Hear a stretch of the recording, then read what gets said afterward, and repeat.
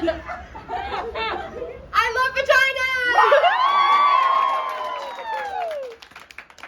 I love women!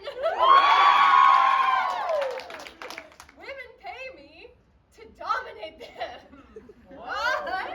Women pay me to dominate them, to excite them, to make them come.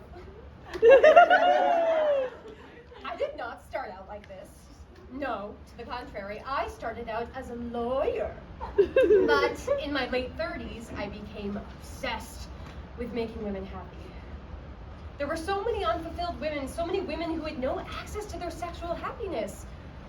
It began as a mission of sorts. But then I got involved in it. I got very good at it, kind of brilliant. It was my art. I started getting paid for it. It was as if I had found my calling. I wore outrageous outfits when I dominated women, lace and silk and leather, and I used props. Let's see, whips, handcuffs, yay! Ropes and dildos!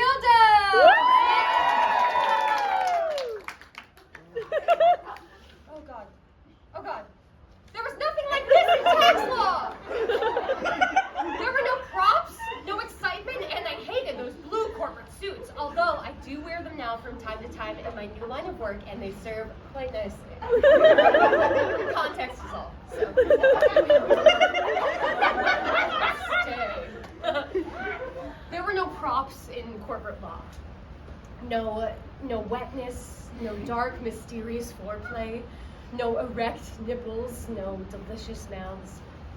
But mainly there was no moaning. Not the kind that I'm talking about anyway. This was the key I see now. Moaning is the thing that ultimately seduced me and got me addicted to making women happy. When I was younger, and I would see women in the movies making love, making strange orgasmic moaning noises, I used to laugh. I got strangely hysterical. I couldn't believe that big, outrageous, ungoverned sounds like that came out of women. I longed to moan. I practiced in front of my mirror, on a tape recorder, moaning with various keys and various tones, But always when I played it back, it sounded fake. It was fake. It wasn't rooted in anything sexual, really. It was only in my desire to be sexual. But then when I was 10, I had to pee really badly once. On a car trip. It went on for almost an hour, and when I finally got to pee in this dirty little gas station, it was so exciting, I moaned! I moaned as I peed! I couldn't believe it. Me, moaning in a Texaco station in the middle of Louisiana. I realized right then that moans are connected with not getting what you want right away, with putting things off. I realized moans were best when they caught you by surprise. They came out of this hidden, mysterious part of you that was speaking its own language. I realized that moans were, in fact, that language. So I became a moaner. It made most men anxious.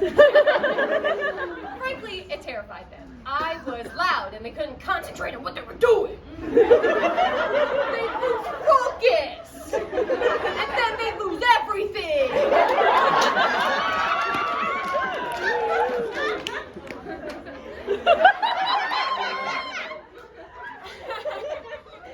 We couldn't make love in people's homes. The walls were too thin. I got a reputation in my building, and people stared at me with contempt in the elevator. Men thought I was too intense, and some called me insane. I began to feel bad about moaning. I got quiet and polite. I made noise into a pillow. I got headaches and stress-related disorders. I learned to choke my moan and hold it back like a sneeze. I was becoming hopeless. When when I discovered women. I discovered most women loved my moaning. But more importantly, I discovered how I loved when other women moaned, and even more importantly, I discovered how much I loved when other women moaned and how I could make other women moan. It became a kind of passion. Discovering this key, unlocking the vagina's mouth, unlocking this voice, this wild song.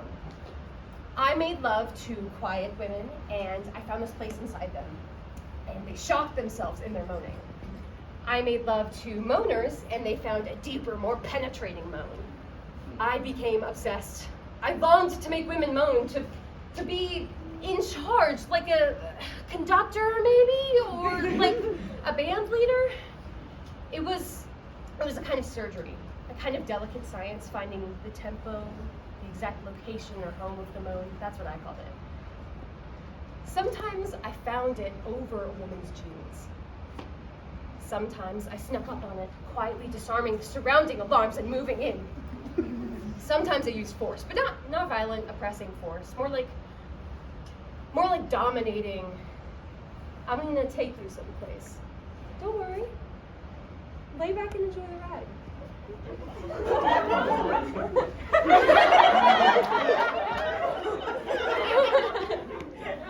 Sometimes it was simply mundane, and I found the moan before things even started, while we were eating salad or chicken, just casual, just right there, with my fingers.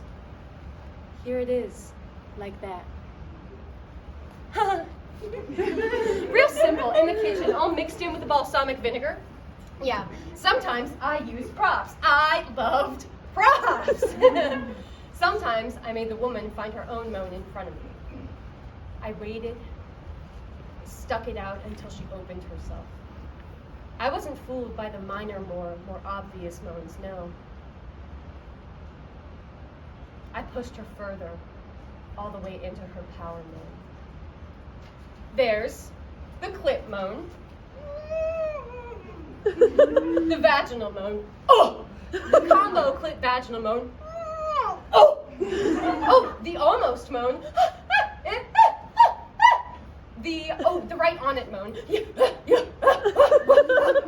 Oh, the elegant moan. There's the Tina Turner moan. Yeah! Oh, the wasp moan. The mountaintop moan, yodelay, yodelay, yodelay. Let's see, what else is there? Oh, there's the southern moan, yeehaw, etc.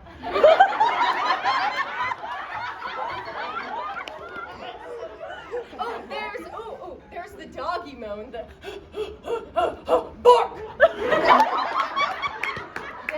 There's the diva moan. There's the uninhibited militant bisexual moan. The tortured Zen moan.